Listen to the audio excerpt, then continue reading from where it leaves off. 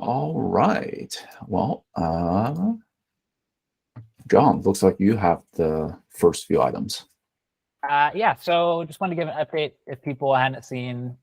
Last week, a lot happened. So we upstreamed the experimental ambient branch into the master branch on Istio. So if you're using the old branch, don't. We're not going to accept any more PRs there. No more changes. We'll go there. The code is like 99.9% the same between the two at this point, unless there's been more PRs that merged, obviously. So it shouldn't be too hard to move your changes over if you have something work in progress. That's pretty much the current state. So we're going to target in 1.18, which is what the next release off master, to include ambient as alpha. So basically that gives us about 2 months to kind of, improve things, stabilize things, whatnot, before we go alpha. The intent is that in our docs, we're going to make it very, very, very clear what alpha means, because people get this false impression that alpha means stable in Istio. We mean this to be a true alpha. Like, we're going to make breaking API changes after 1.18, I believe. So that's fine. Like, don't worry too much that we're going to be stuck with whatever decisions we make, but we should make a bit more of an effort for stability than experimental, where we routinely broke things and whatnot. Let's see, what else? Oh yeah, so for that as well, I guess this kind of goes into the next one as well. Some of the things I'd like to see done in maybe the next 2 or 3 weeks before 1.18 is to get a doc on Istio about ambient. I have an issue. I'll link it on there once I find it. Oh, here we go. Kind of what I think like the general outline should be. It would be great if we can get people to pick up parts of that. Like, I think it'll be multiple pages, so we can kind of divide and conquer probably. And then I think it would be great to get like a 1.18 alpha build, which we can do at any time, including today if we wanted. Just so, I mean, people can run from the head branch, but people like to use official GitHub release and see it and whatnot and have the docs. So I think that would be good to get early feedback before we even launch 1.18, and we can start doing some marketing noise around that. So yeah, that's kind of update. Any questions or anything? So you're proposing to start the 1.18 release early? No, so I mean, technically the official release process is that as soon as right now we could start doing alpha releases of 1.18. So I mean, we could do it today, but this, until we have docs, we should probably do the docs first. But I think once we have the docs, which I was hoping end of month was my target. Maybe that's a little aggressive now that February is so short, but yeah, I want to get something out soon so that people can start trying it and whatnot. Mitch? Yeah, does this alpha use the Envoy waypoint or the Z-tunnel waypoint? So waypoint's always Envoy, right? But yeah, the Z-tunnel uses the Rust implementation, though. I don't know if that answers your question. No, I'm actually more confused than when I asked the question. Sorry. Oh, okay, so waypoint is Envoy, Z-tunnel is Rust. Oh, right. Sorry. No, I'm just using the wrong word. We're using the Rust Z-tunnel in this alpha. Yep. So that will also be an alpha release effectively. Yep. And is the Z-tunnel going to stay in its own repository? Is it merging into Istio? There's no plans. Yeah. So the Envoy Z-tunnel, by the way, the code's fully removed and everything, so it's completely dead. So there's currently no plans to move the Z-tunnel into the repo, the Istio repo as part of this. I saw Kawat did have an issue kind of orthogonal to Ambient about Envoy, the proxy itself moving into the repo. If we do that and solve the problems there, then it probably also makes sense to do Z-tunnel, but I think it's not something that's short-term planned as part of this and kind of orthogonal to Ambient, really. Okay. Why would we do that? Why would we put Rust and Go in the same repo? Nobody does it. That's what I meant. C++, I mean. Because we constantly break the one or another, and it's easier to do changes without dancing around two repos. But we absolutely want to have stable protocol and I mean, we don't put Envoy in the same repo with Istio, no? Envoy is in its own repo. We only have a little code on top of Envoy, and that code causes synchronization issues when you use it in one place and write it in another place. Which makes sense to me. Signal of poor division, and the way to solve division is just to merge it. Well, no, to have good division, no. That's not the solution. That's Band-Aid. Okay. I put a link to the issue on the chat, Costin, if you want to put your comments or whatever.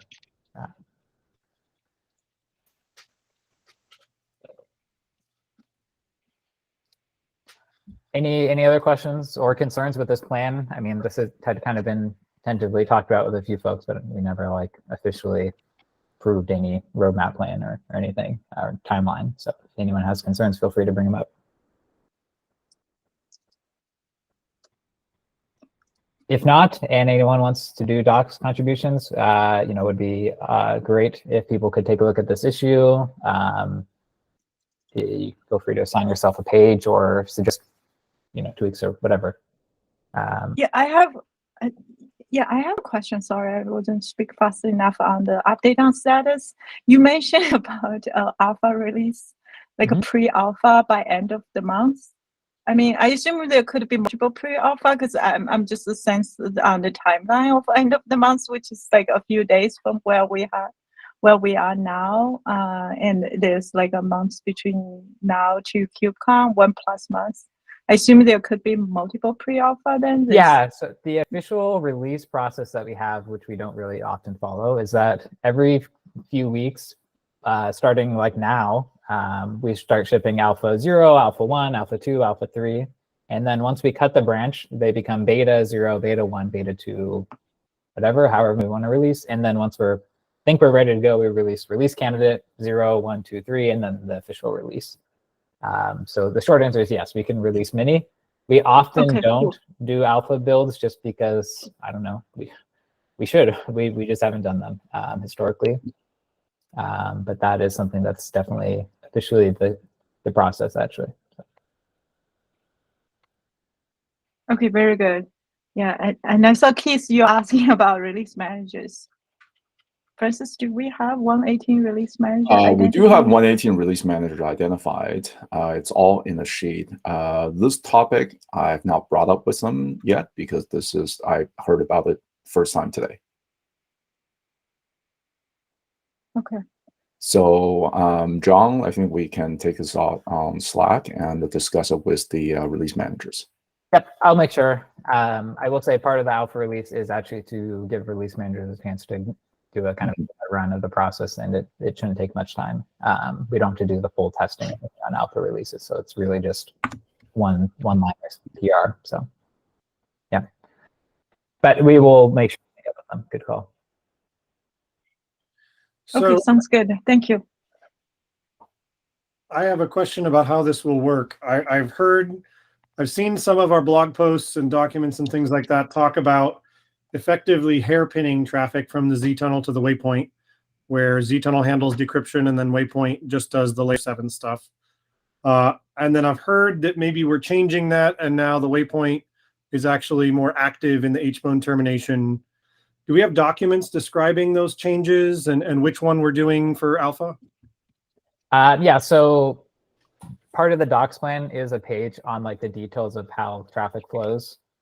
So we don't have it yet, but I do have it in my head, at least, that I could describe it to you if you'd like, or we're more interested in just making sure that it was documented.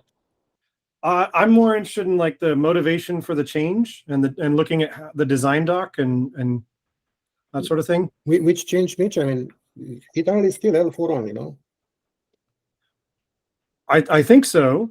In either of those models, Z-tunnel would be L4 only. But in one of them, the waypoint would do L4, the HBone termination.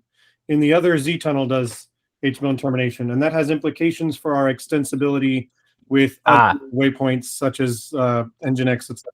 So I think the plan, unless there's some confusion about the sandwich thing, is that it's always been that both do HBone termination. So the waypoint needs to terminate it so that it can read the inner data and do all the L7 things. And then it initiates a new HBone connection to the Z-tunnel, who also terminates it to pass through. So there's no the components aren't passing through any H-bone. They're both terminating and then initiating if needed on the other end. Yeah, so the answer is both, Mitch. I mean, we should Yeah. support both sandwich and envoy terminating, depending on the environment.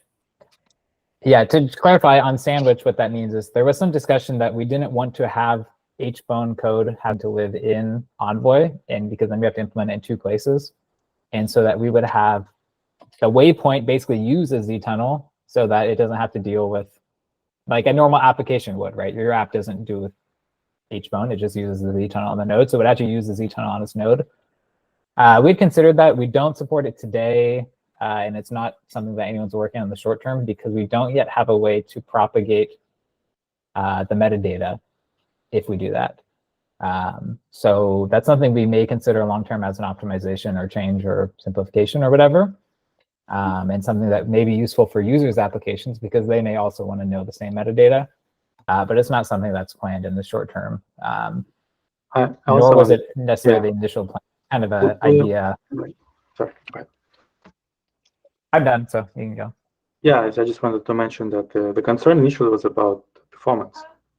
We thought that because Envoy was rejected as Z-tunnel, it affects waypoint as well. We did some measurements and we didn't notice any much overhead beyond statistical noise. So we just don't think it's a concern anymore. And it is much more complicated to run 2 processes to execute the same function than just running 1 process Envoy. So and also because we may run Envoy on outside the Kubernetes, so Z-tunnel will not be available. But again, all modes need to be supported because there are cases where Z-tunnel functionality may be pushed to the networking stack or be highly optimized without Envoy involvement. And there are some cases where and also there is proxyless also. So it's all about compatibility at protocol level, implementation level, and all implementation may work together. Okay. I think there's a separate discussion about Envoy and waypoint on trusted networks, which I think Austin alludes to. So I don't have a good design there. So I think that the protocol between Z-tunnel and waypoint depends on this design. And since we don't have a design, what it means to have an Envoy on plain text, I don't think it's the right time to use sandwich. Well, I wouldn't say it's a wrong design. I think the design is very good. Sorry, but my point is the general idea of Ambient was that the encryption should be part of the ambient basically, and we want to keep the options open to maybe with that design that I proposed with a different design to move the encryption functionality down to kernel network card or whatever and have highly optimized version of Ambient where possible. So what I want to make sure is that this remains possible, and of course proxyless, which is another thing I'm very interested in. So we should never assume that it's extensions or anything. Nobody should make assumptions that it's implemented in a particular way in Envoy. So I have more questions, but I think I'm the only person who's confused here, and this is not actually what's on the relevant to what's on the agenda. So I'm happy to take my questions offline. Okay, so feel free to message me on Slack or if you have time at the end. Cool. Just kind of jumping ahead though, the terminology is almost relevant to this discussion as well, because I like that option 3 looks like what we're talking about. Like ambient to me should be the definition of this protocol, right? And kind of like clarifying the use cases and the whether it's Envoy as a waypoint or whether it's Z-tunnel as a one of the endpoints is kind of like that's an implementation detail.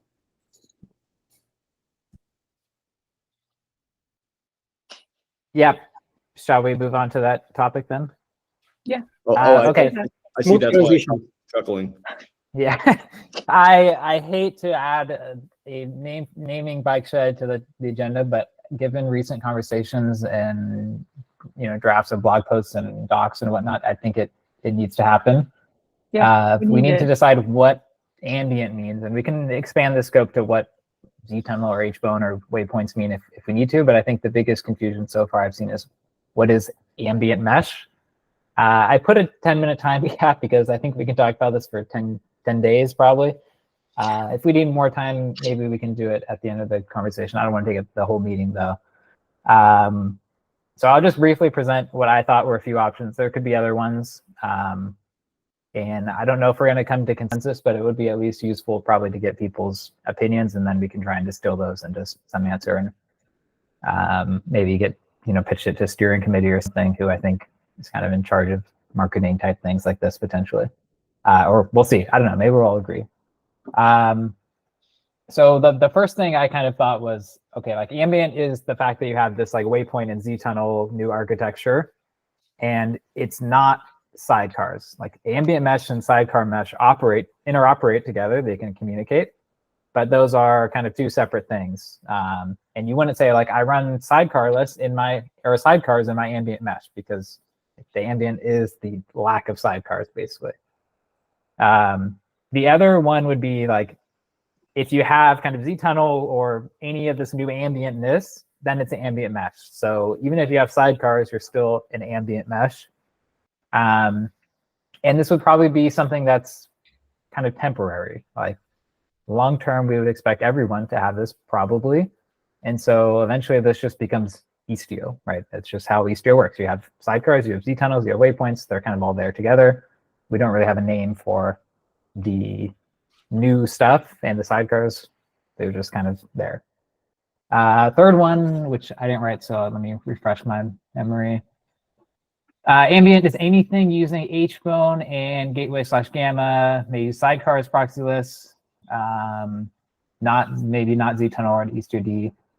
Okay, yeah, I think that's, to me, that's similar to option 2. I mean, it's a bit different. I think it's more refined, but it's still similar in the concept that ambient is kind of the Istio v2. It's not this segmented section of your cluster that isn't using sidecars, kind of, if that makes sense. Yeah, exactly.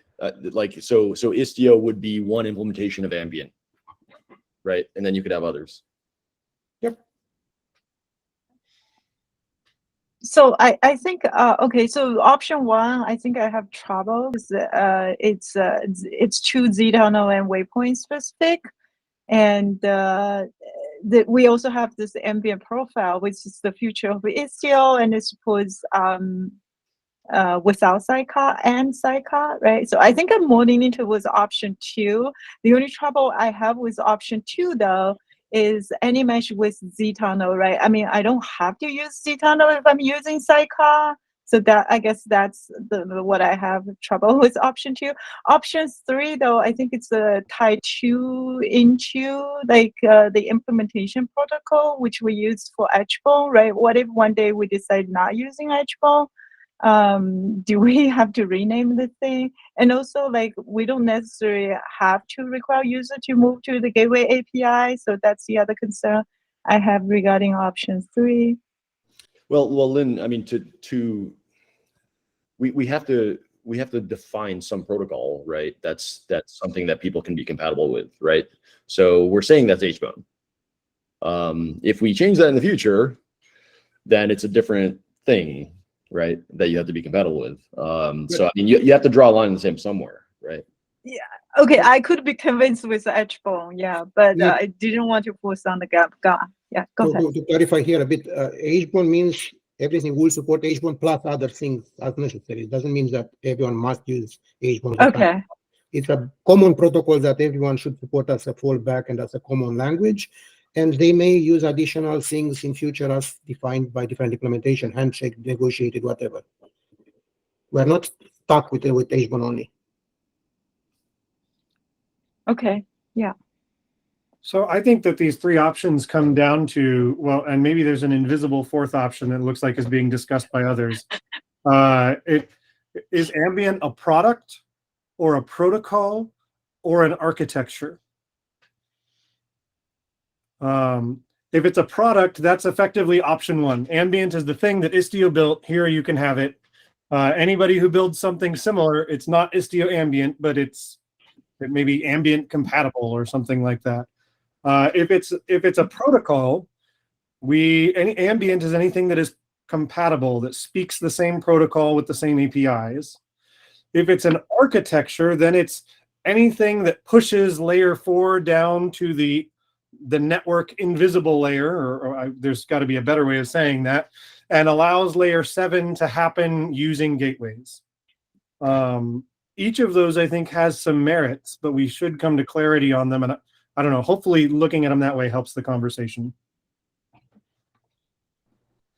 So architecture is part of it. But I think fundamentally, if we want other vendors to be able to cooperate in the same mesh, it comes down to protocol, right? So we have to have the protocol as the fundamental thing that ties various vendors together.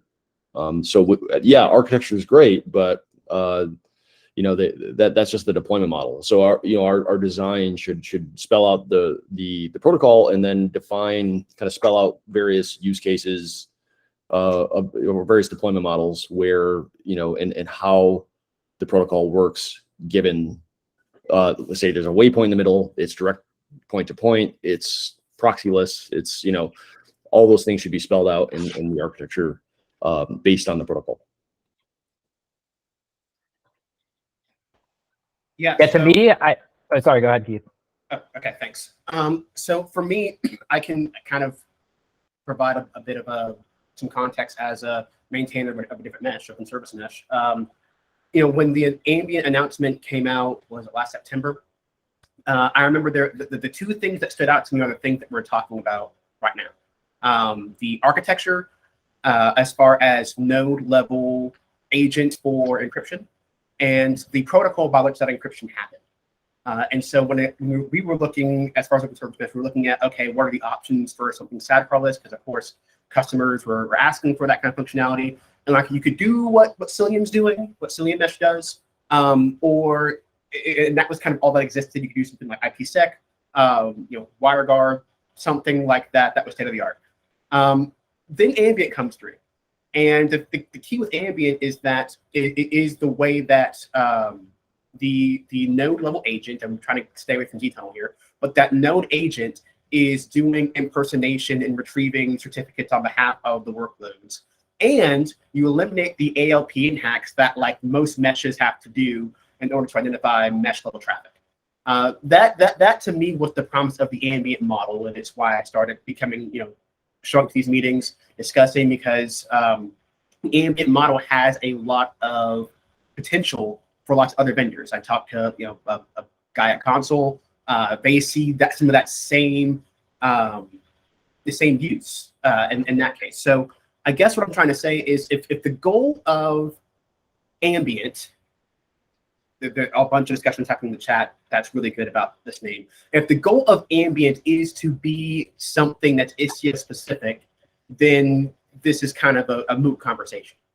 But I remember when the launch happened, John reached out to me and said, we'd love for other vendors to start using HBone. If that is the effort that is being discussed here, then I think that some combination of option 3 and option 2 is probably the most apt descriptor, where you've got the HBone protocol, but you also have the potential for, I'm not super tied to a must or a may here, but the possibility of that encryption happening at a node level agents. I think that's really the differentiator between the existing pre-Ambient announcement and what Ambient brings.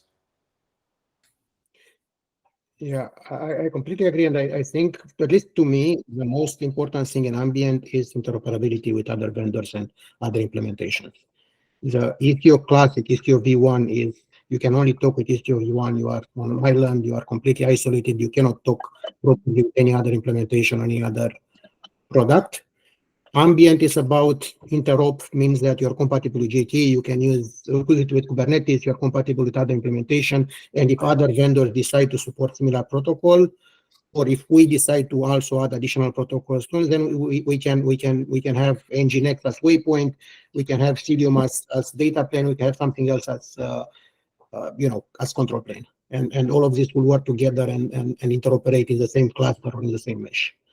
So I would put interoperability as a top criteria for ambient, because proxy is also pretty important. I mean, gRPC and others have native implementations. There are all kind of reasons why we want to expand the scope. Could we just get rid of the name Ambient altogether and effectively say HBone is the protocol and this is going to be Istio v2 is the implementation? Because that basically rolls into combining 2 and 3, as other folks have said. And I think Keith, you mentioned it, where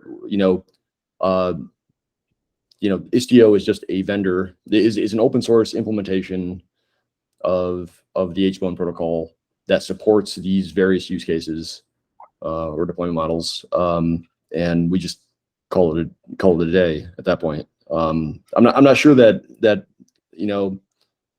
saying something that is ambient really. I think that was a good marketing term back in the beginning for what we were trying to achieve, but I think we're kind of getting into that religious kind of conversation of what does ambient mean to you, and it's becoming kind of confusing to everybody, I think.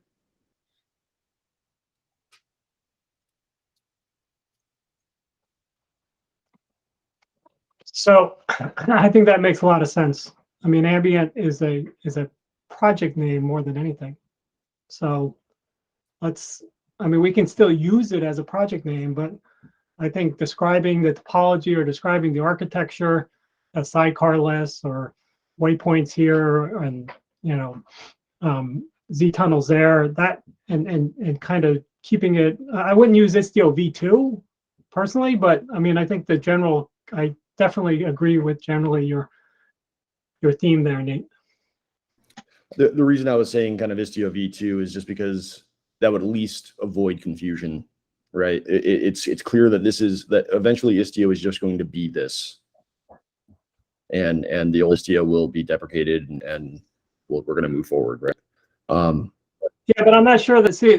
I don't really have a problem with calling it Istio v2, but I'm not sure that I agree that that'll happen. The market may play out differently, but yeah, I mean, I don't really have a problem with Istio v2 if that's a consensus, but I personally wouldn't have used it. But I like the rest of your sentiment.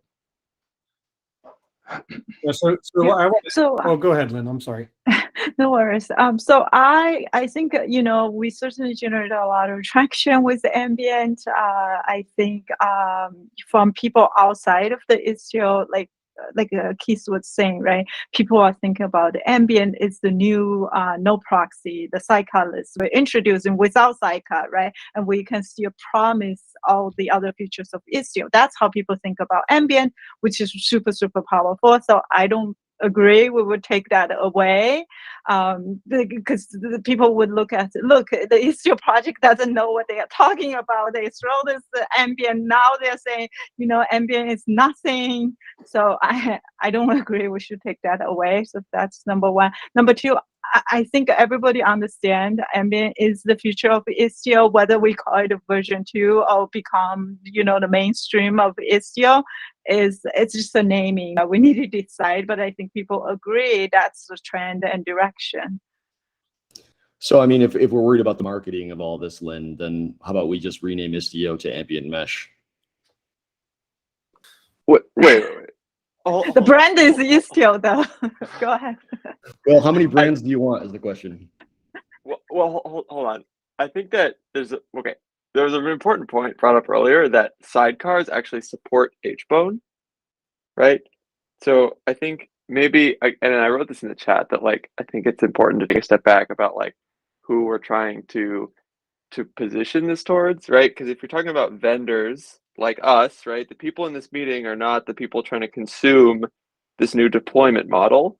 Right? The people in this meeting are the people trying to create tools on top of this new deployment model, right, which is Ambient. But the truth is that once sidecars move to HBone, then technically you can interrupt with sidecars as well. So the protocol has nothing to do with Ambient, right? Ambient is a deployment model inside of Kubernetes.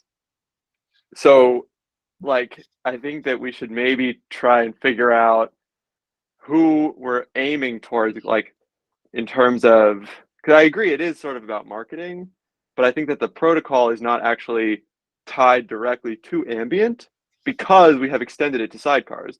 So if we're talking about interop, then HBone becomes a part of Istio as a whole, and interop with the Istio project, right? And then Ambient being a deployment model of that project. I don't agree or disagree, but I feel like we're getting back into the, that's what ambient means to you. And I don't know that everybody in this room has that same understanding of what ambient means, right? And that's fundamentally the problem. It's an extra term that people use on one end of the scale or the other. And it's we're the engineers, and we all don't agree on what the term means. And that's a problem.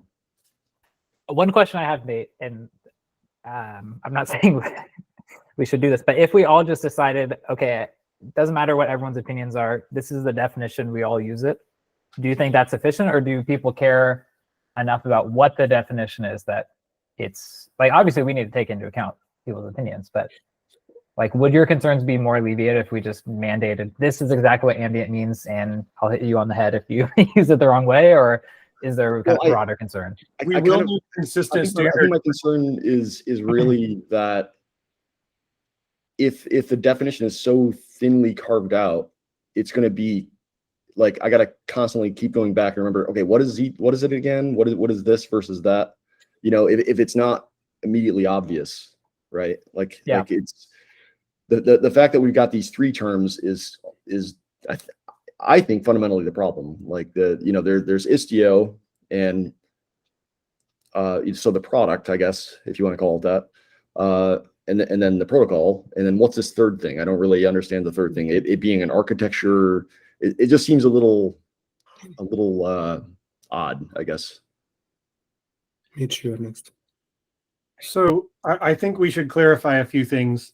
We discussed the ambient being V2 of the Istio project in TOC back in, was that September? And decided that was not a direction that we wanted to pursue, particularly because sidecars may remain around indefinitely. It's not clear that all users will migrate to ambient mode regardless of the benefits, and I'm not sure that we want to force them to. The marketing question is really a question for the steering committee, and is not in the purview of this meeting. I think it's valid what Costin has said. We need a word for how to be interoperable with us. I don't know if that word is ambient. Maybe it's a different word, but it would be great to be able to say, hey, if like Linkerd spun up this thing, it's still, who knows what architecture, who knows what the implementation details are, but it can run alongside Istio and has some defined interoperability with Istio when it's running in ambient mode, or maybe when it's not. We need a word to describe that. And that word, probably once we come up with it, it should not belong to us. We're going to need to push that up to a standards body that can say, here is this word, meshes can comply to this word, and then they will have some degree of cross compatibility with one another. Right. So I don't know that that's the word ambient, though. To me, I mean, that implies the protocol, right? So today we call it HBone. If for some reason steering committee comes back and say we can't lose the name ambient, then maybe HBone becomes ambient, and then either way we're still down to two terms, and I'm happy. The other thing to raise is there was a great comment I want to call out from Phil in the thread. Ambient was marketed to consumers looking to remove the proliferation of sidecars in their deployments. Whatever can keep that theme of understanding will keep the thought consistent. Ambient is very much something we've positioned as user relevant. It will be easier to run your mesh because of ambient. And so I think that's where the key momentum is. And for that particular word ambient, I think that's where we need to go. Yeah, I was going to say almost the same thing about, there is the simplification part of Istio. So the fact that you don't need taking webhook, you don't need sidecar, it's simpler, it's whatever. So that's probably good from marketing point of view. But pragmatically, what I care about is some requirements that you can use VM, for example, and on VM, obviously you have sidecar because you cannot have the node agent. That you have proxyless and implementations that implement natively and they don't need either vTunnel or sidecar. That you can use other implementation except vTunnel, because again, or Envoy for the waypoints, and interoperability. I mean, that's kind of the requirement that we should probably meet with whatever definition we have. And you're not tied to a specific architecture deployment model and no other choice.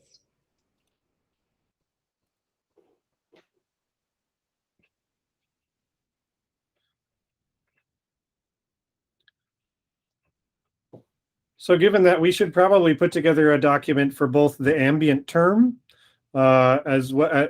And I think that, you know, each of us is interested potentially in eventually offering an ambient mesh, right? Like we're all trying to make money in this. This is not charity that we're doing here in these meetings, though it is open source.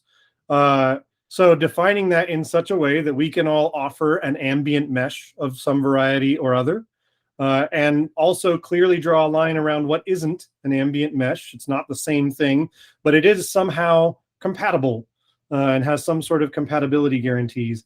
My guess is that that document will need at least TOC approval, potentially even steering, because it has marketing implications. But it does seem like that would be valuable, and that would clarify, John, I know we're going to start working on docs for the 118 release and ambient alpha, or whatever we want to call that. It would be good to have that clarity early on in the process so that our docs aren't confusing users as much as we are confused today. Yeah, I absolutely agree. I mean, that's part of one of the reasons why I brought this up. Like, if we did Nate's suggestion of getting rid of ambient, for example, like, what do I label this doc I'm writing, right?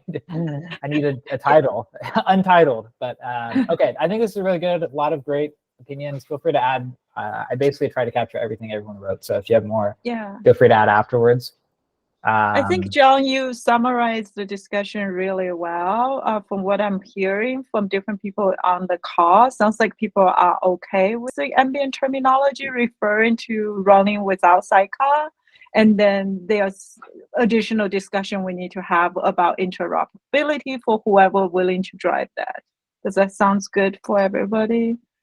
Certainly, John, I think you represent Istio steering, so we would rely on you to bring this up to the steering committee and give us the feedback too.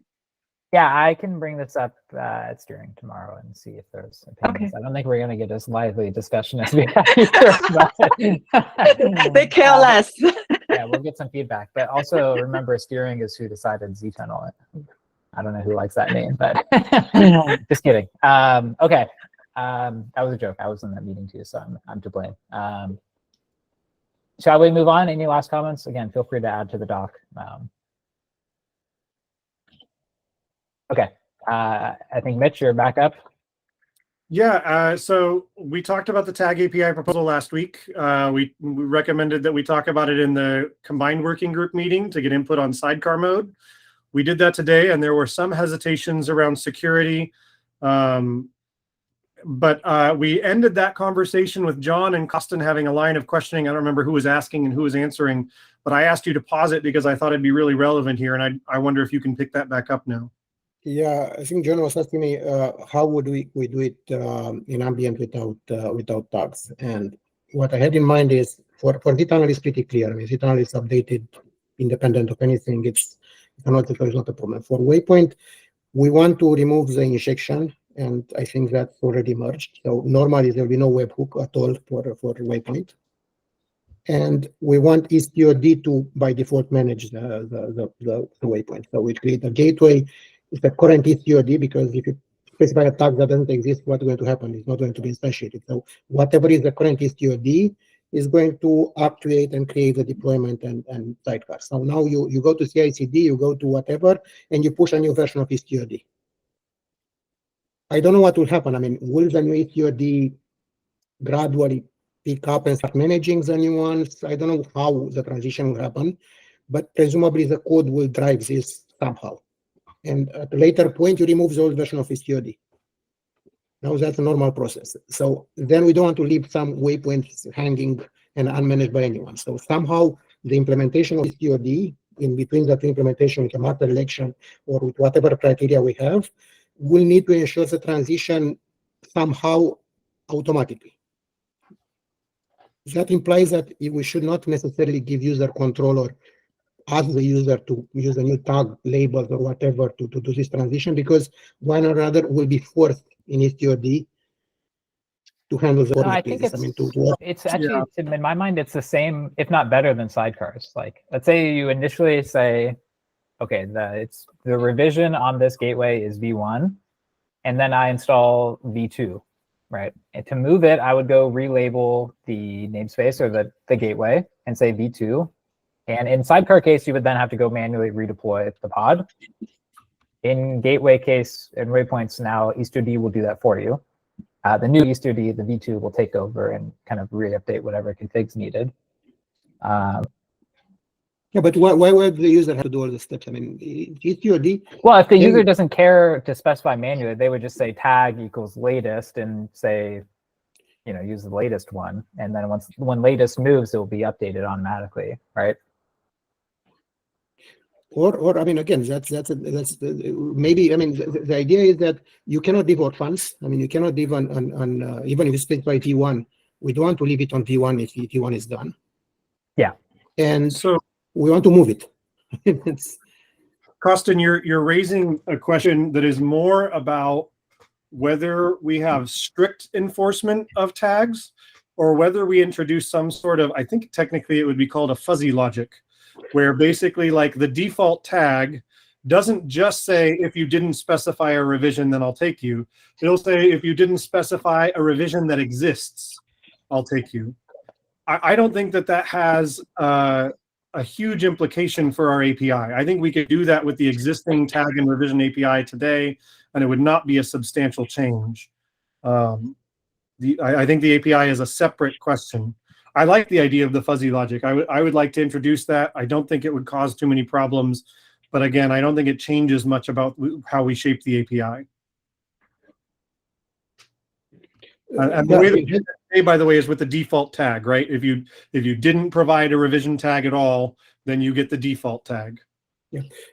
As I remember, the entire revision was based on the idea that we want to have controlled rollout and to follow the same mechanism that users use for their own applications. They have canals.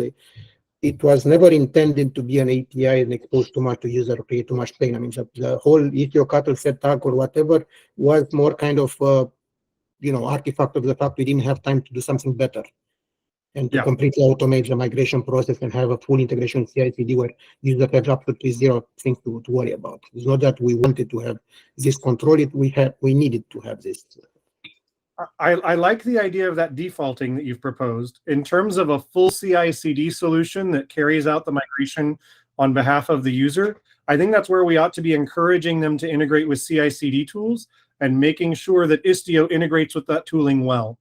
And the tag API is exactly oriented around that. Today, tags suck for GitOps and generally all CI/CD flows. So that's why an API, I do think a CRD would make it much easier for those users.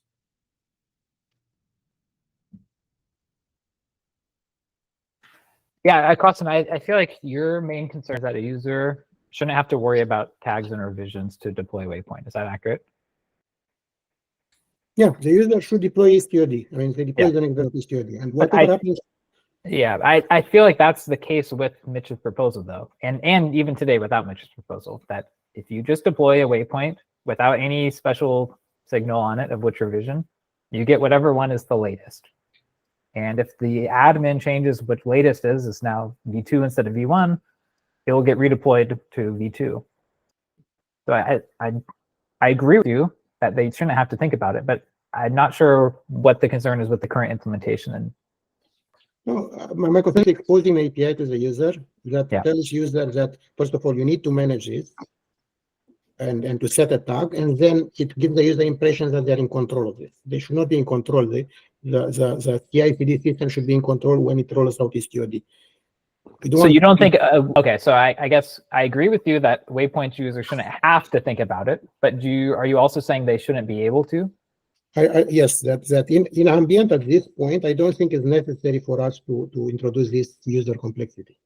Maybe later, I don't think it's something that, but I don't think, now that we no longer have injection, we no longer have the need, and we have other tools, I mean, EastOD has ability to do stuff, maybe it's simpler to not expose it to user in any form and keep it implementation only until we have proof that user absolutely need it. We're trying to simplify. I mean, back to previous discussion. Like what we've heard from users is that they want the ability to control, but not to be forced to control. So if we are to produce Ambient and say that the control that you had in sidecar mode is now removed, and you have to trust IstioD to make your CI/CD decisions for you, I think that would go really poorly with those users. But Mitch, it is removed. I mean, for sidecars, it is clearly removed because there is no sidecar. So you can say whatever version you want, there is no sidecar to implement that. And zTunnel is one per. Today, there is a way for users to control what data plane is managing their traffic.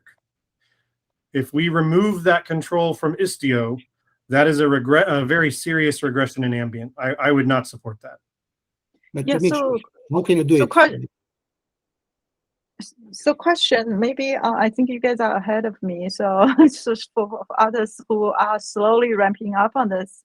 So if we go with the default revision, does that mean it's only in place update without revision-based update for Waypoint? No. It means that it's still revision-based, but revision-based is driven by HTOD. HTOD takes care of moving the waypoint. I mean, taking over the waypoint. But how do you know, like, when am I done testing with my new revision, is it safe to switch the traffic? I mean, I have a hard time to envision how we would automatically manage this for the user. I mean, it would be nice if the user doesn't have to worry about tags. I see what you're saying. So you basically want a way to indicate that the new HTOD is becoming the default revision, basically. Right, unless it's in place. If it's in place, I agree. I don't need to know. I don't want to know. But if I'm testing multiple revision, I need to tell you I'm finishing testing. I'm confident with the new revision, right? Yeah. How am I going to tell you that if you are managing this automatically for me? Yeah, I think currently we do it in HTOD at least with master election. So I think there is a flag in HTOD that specifies that it's. I don't remember how it was implemented in. Because yeah, but I think what we're saying now is that all of your waypoints in the mesh are the same revision. You can't say that in the Canary namespace I use the Canary revision and can kind of do a test of it before I roll it out everywhere, right? Yeah.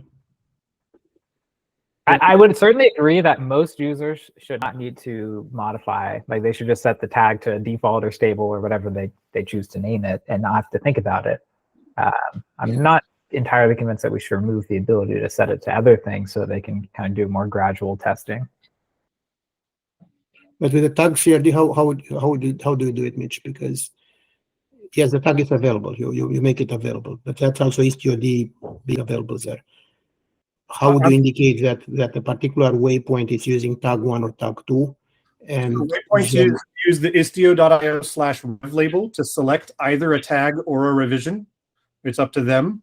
We recommend that they select tags because revisions are effectively immutable. This is exactly the same model that they use for selection of a control plane and a data plane version today. The only difference is that instead of the tag being expressed using an Istio CLI command as a mutating webhook config, now it will be expressed as a YAML, as a CRD. How about we just use because when you deploy HTOD, it creates a service called HTOD-revision or HTOD-tag, presumably. What if we just express it as having the DNS, the service entries there? You can list them, you can create service entries, the service can have the label selector, so we don't use a webhook. I agree with you, webhook was a bad idea to use in the CLI. Yeah, but so this proposal does not use a webhook for ambient mode. As for the traffic shifting between two versions of Istio, which I think is what you just proposed, that would be great for which control plane is controlling a given revision. It would not, let me be more specific, which control plane is providing XDS to a particular waypoint. It would not help us with which controller is going to instantiate that waypoint and what version of the waypoint are we going to instantiate. Because that is not initiated by the waypoint, that's initiated by IstioD. You know, I mean, in the waypoint you have revision, Istio revision foo, and then HTOD is watching the services and sees that there's a service called HTOD foo that is selecting that particular HTOD instance. So at this moment it knows that, hey, I'm in charge of that particular waypoint, I can take it over. So you have on one side you have the foo revision in the waypoint. On the other side, HTOD knows that he is foo. I mean, he is foo. If I'm understanding you correctly, that's precisely what's proposed here. But not with a CRD tag, but by using the fact that HTOD, when you deploy it, it's called foo and has the alias foo. and the revision. So there is no extra configuration versus what we have today. The So mechanism is the same. when you say alias foo is a tag. That's what tags are Yes. today. It's an alias for a revision. Yes, that is part of the installation of STOD. I deploy new STOD and I specify STODs to revision and tag. Well, so revision is not an alias for revision. And Tag but, for yeah, revision. you said basically the tag by touching STOD configuration, not by having a tag CRD. So one negative consequence of that would be it would be possible to create multiple installations of STOD that are claiming the same alias. You have multiple sources of truth. Yeah. So the tag will be explicitly only for waypoint and only for the purpose of selecting or mapping the tag to the particular revision for the waypoint. So my proposal is not that it be only for waypoint, but the parts of the proposal that are about sidecar is what we discussed in the last meeting. Yeah. What I'm asking for in this meeting is about how waypoints ought to be managed. Yeah. And it's not touching Z-tunnel, so Z-tunnel is not impacted anyway by this. Nothing whatsoever about Z-tunnels. Those probably deserve their own like careful thought about how they upgrade and which one takes over and things like that. I just haven't done any of that thought in this document. So can we use just the gateway class for this purpose? I mean, put annotation on the gateway class because that's the proper way to sense, a gateway. Waypoint is a gateway that selects a gateway class. We could have two gateway classes, and the gateway class we can specify the revision. So I would love to hear Keith and John weigh in on that. I didn't think that we should be creating a proliferation of gateway classes or allow users to create arbitrary gateway classes as part of their installation, but I'm not super familiar with Gamma and Gateway and how that's all going. So I would love other input there. So the user typically does not, I'll say generally, does not create gateway classes. That is, the gateway classes are provided by the infrastructure provider, cloud provider, the controller, whichever. And the infrastructure provider basically says, here are the different types of gateways I can instantiate. The classic example is a load balancer, private versus public, right? Custom to your idea about having the gateway class represent the revisions, one thing you could do is potentially when you install into STOD, that STOD create a certain revision, that STOD creates a gateway class with that revision, and then the waypoints can bind to whatever revision is being that they want to use, and that's how upgrades are done. And then it's an error on install if you try to create a gateway class with the same revision that already exists. So I think that would actually work. John, I don't know if you have any thoughts, and then Lynn's got your hand. And to be clear, this is infrastructure based. So the infrastructure provider is the one that is creating the canary gateway class, is creating the production gateway class, and allows people to bind to it. And my concern is not so much who is creating the gateway class CRD. I see how STOD could do that very reasonably and already is going to do that at install time effectively. My concern is more around should we allow users to create an arbitrary number of gateway classes by virtue of their Istio installations?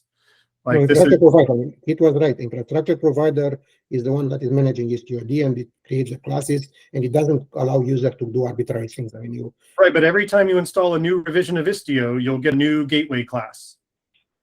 No, you'll be two or three next, and I mean, white, red, green, or whatever. And if we come to fixed 2 or 3, we can't choose what that number is on behalf of users.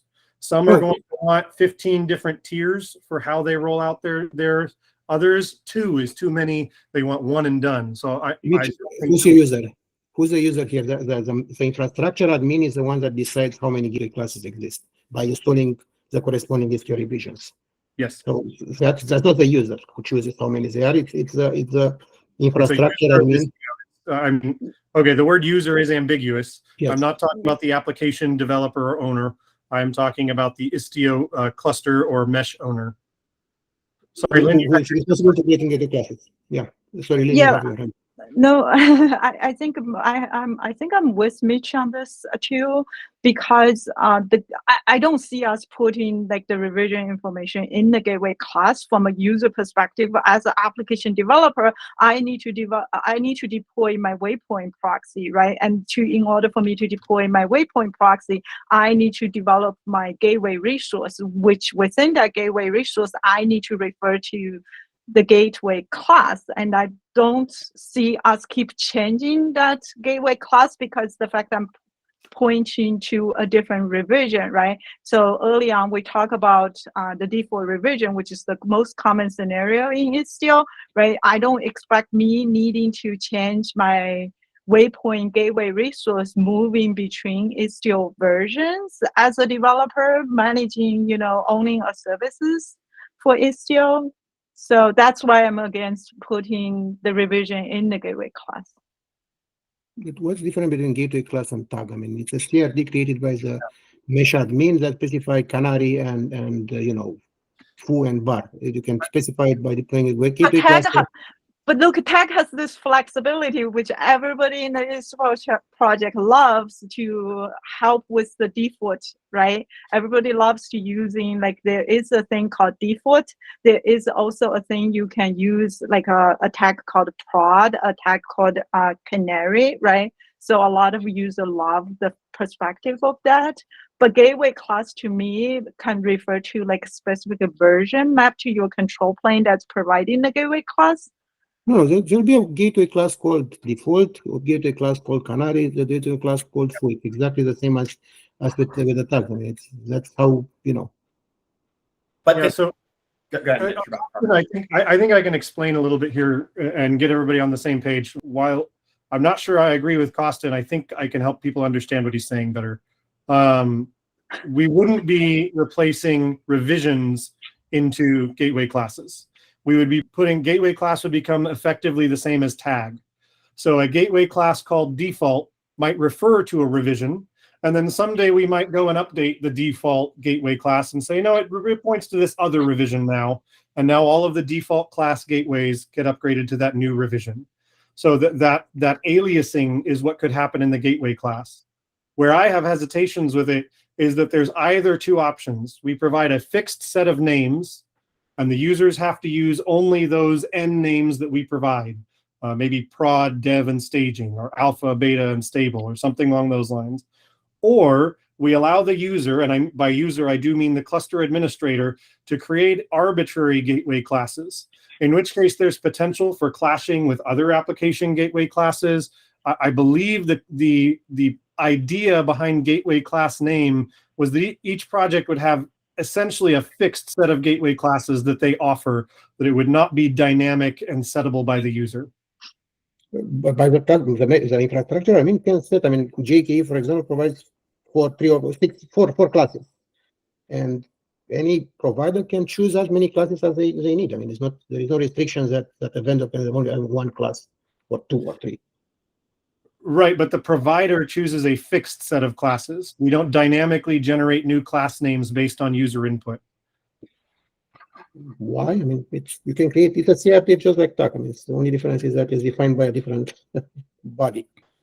Well, the problem with the personas clash. So gateway class is owned by the infrastructure provider. The idea of a user changing the gateway class to signify move to a new Istio revision violates that hierarchy. Users shouldn't ever be modifying gateway classes. That's kind of solidified in the gateway API. Yeah, that's a really good point. That's what I'm having the issue with the gateway class. Yeah, because the user is going to refer to it, and it's just not obvious, to provide tagging function from the gateway class. I'm probably confused here more than everyone else. So the cluster admin, infrastructure admin creates tag and gateway classes, and they select what implementation and what configs for that particular infrastructure pieces. The waypoint owner can choose which gateway class to use. That the parent of the gateway is required by the spec. and would also specify the tag, which is kind of doing the same thing. But both gateway class and tag is the same persona. It's an infrastructure providing deciding that default is version 1.15 and canary is version 1.16 and what implementation it is. The waypoint owner just specifies one or two things. I mean, it may specify that the gateway classes, which is required, and may also put the revision. Wait, if they also put the revision, what happens? I don't understand that. That's what I'm concerned about. I mean, I would rather not have the user have two APIs to do the same thing, to decide what implementations are available in the cluster. So if I want to find what implementations are available in the cluster, I look at all the gateway classes, and that tells me I have, a Linkerd-based implementation, Istio gateway implementation, an Nginx based implementation, and I can pick which one to use. So I think the thing is we support one or the other for tags, certainly not both. So if gateway class is effectively tagged, then waypoints don't specify any revision. We don't respect that label in them. All they have is the gateway class selector. However, if we support the tag API, they still have to request a gateway class, but that gateway class will be static. It will be something along the lines of Istio waypoint. We've already defined what it is. I don't remember what it is. Istio waypoint gateway.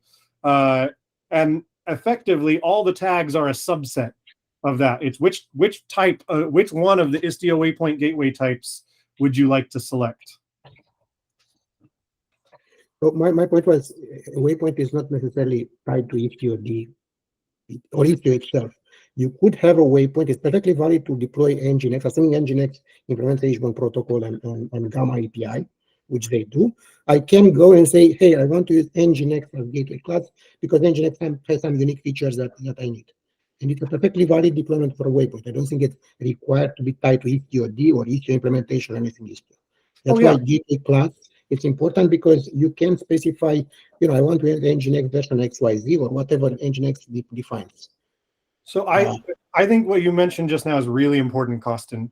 And I feel a little bit uncomfortable about it, given some of the design changes that I addressed earlier. I think we need to come up with a design document and a test showing my Nginx waypoint works alongside Istio Ambient. I think that's a super important use case that we need to preserve. However, the value of a design doc there is I'm not clear. Wouldn't the gateway class of an Nginx waypoint be Nginx, not Istio? Yeah, so you indicate what control plane you want to use and what implementation you use by pointing to a gateway class. That's what Nginx user would do. And if Nginx is passing, go ahead.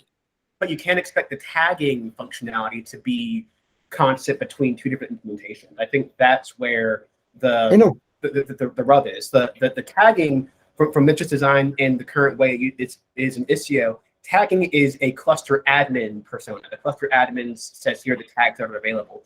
Gateway class is an infra provider persona, which aren't the same. The infra provider would be either your cloud provider or the controller that is installing Istio like during that operation.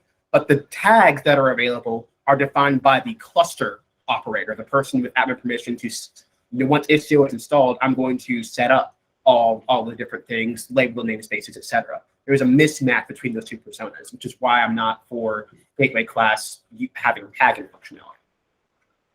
Yeah, I'm not sure I see the distinctions that strongly as you do in terms of personas. I mean, it's not like Google Cloud is providing, GCP is providing a particular, gateway class, and Istio is not adding additional ones. You can have the cluster admin deploy additional gateway classes, just like we do in Istio. I mean, installing Istio deploys a new gateway class.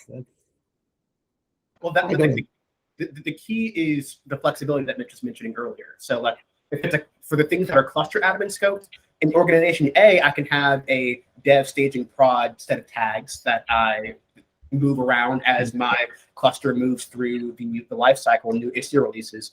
But the same Istio gateway classes would be the same.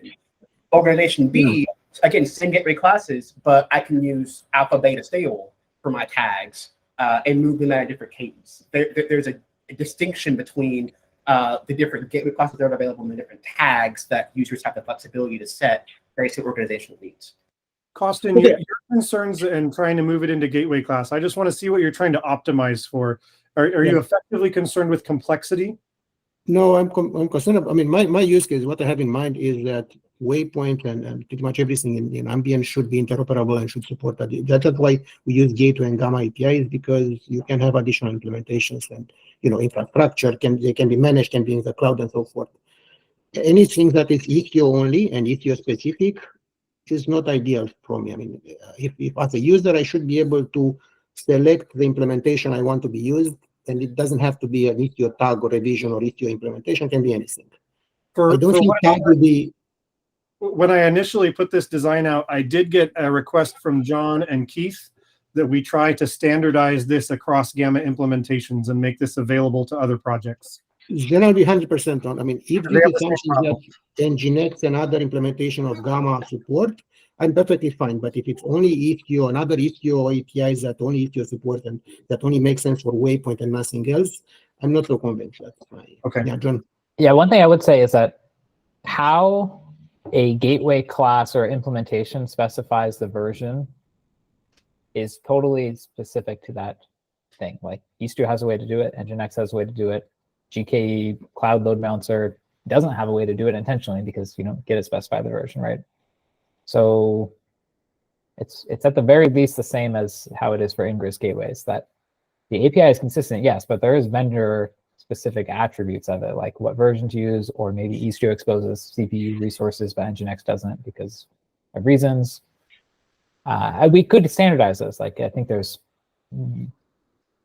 interest in more standard deployment customizations, but I don't think it's horrendous to have a user specific thing when you use the Istio waypoint that doesn't apply if you use the Nginx waypoint.